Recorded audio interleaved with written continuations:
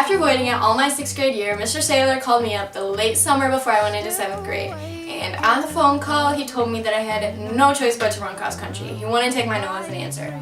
So I showed up to practice the next day, and the practice was the hardest practice in the world.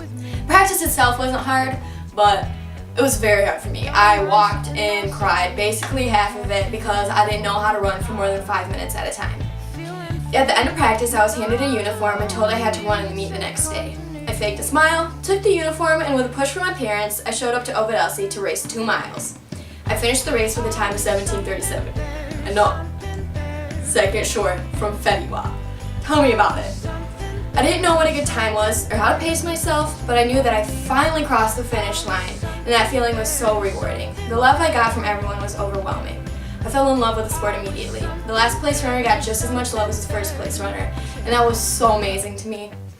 There were no dads screaming at referees and no kids crying because they had to sit the bench. The whole atmosphere was so loving and welcoming. I ran cross country again in 8th grade, 9th grade, and just finished my sophomore year of cross country, all thanks to the little phone call.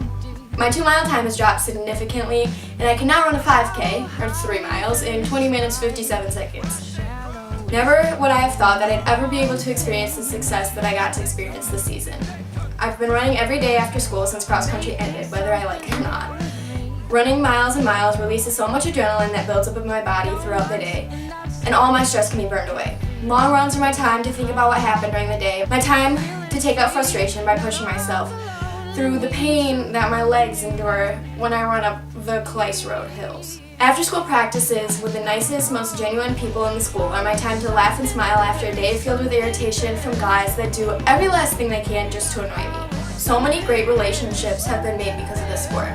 I found a core group of people that I know I can go to for anything in the world without a fear of rejection or embarrassment. I've also developed such a love-hate relationship with running itself. The agonizing pain that runners push themselves through just to have the feeling of accomplishment as they cross the finish line is unbelievable. But that feeling of accomplishment makes all the pain worth it in the end.